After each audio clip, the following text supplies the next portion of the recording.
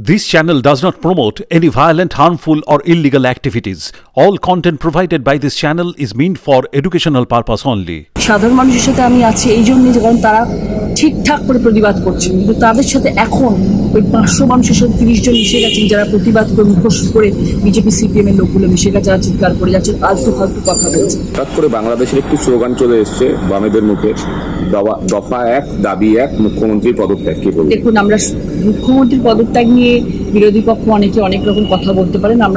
আমি একটাই কথা বলবো যে আমরা সুবিচার চাই, তিলোত্তমার সুবিচার হোক, দোষী শাস্তি পাক, দোষীর ফাঁসি হোক। তো সবাই আমরা একটা জায়গায় দাঁড়িয়ে আছি যে আমরা চাই যত সম্ভব, যত শীঘ্র সম্ভব কালপ্রিটকে ধরা হোক এবং তার যথাযথ শাস্তি হোক। আমি মনে করি আমাদের পশ্চিমবাংলার মুখ্যমন্ত্রী প্রথম যিনি বলেছিলেন, জোর গলায় বলেছিলেন এবং সবার সামনে বলেছিলেন যে দোষীকে খুঁজে বার করো এবং ফাঁসি দাও। এইটার সাথে এই কথা যিনি বলতে পারেন তার জন্য এরকম ধরনের ক্যাপশনস, এরকম ধরনের বিরোধী পক্ষরা যেরকম ধরনের কথা বলছে এটা আশা করা যায় না। আমরা তাকে সম্মান করি, তিনি আমাদের মুখ্যমন্ত্রী, তিনি আমাদের পশ্চিমবাংলার মানুষের জন্য যা করেছেন, যা করছেন, যা আগামী দিনে করবেন, ওনার চিন্তাধারাকে আমরা সম্মান জানাই। উনি মেয়েদের পাশে সব সময় ছিলেন, আছেন, উনি বাংলার মুখ্যমন্ত্রী। ওনার সম্বন্ধে এরকম ধরনের কোনো মন্তব্য করা আমার মনে হয় না একদম উচিত বলে।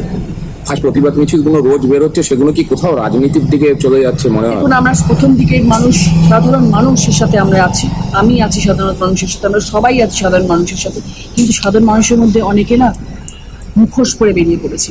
সাধারণ মানুষের সাথে সাধারণ মানুষের মতন আমিও আছি, আমি সাধারণ মানুষ বলে নিজেকে মনে করি।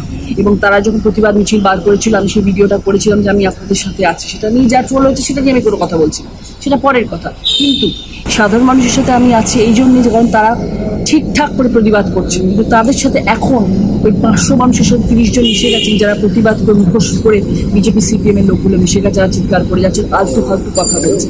সেই কথাগুলোর আমি একদম সমর্থন করি না। আমি মনে করি সেটা বিচারের জন্য আমরা অপেক্ষায় বসে রয়েছি, অনেকদিন হয়ে গেছে, আমরা এবার সুবিচার চাই। কলকাতায় মঞ্চে মমতা বন্দ্যোপাধ্যায় কিন্তু রামবাম একটা যে নীতি বলেছিল আরজি কর নিয়ে, তারা কিন্তু একটা ইস্যু করার চেষ্টা করছে। এটা কি তাহলে কি প্রশ্ন হচ্ছে? মানুষ ইস্যু তৈরি করবে, বিরোধী পক্ষের এটাই কাজ। যে কোনো একটা পয়েন্ট দরকার, যে কোনো একটা কথা দরকার, সেগুলো তারা ইস্যু করার জন্য তৈরি করতে রয়েছে। সেটাকে আমরা কখনোই সহমত নই।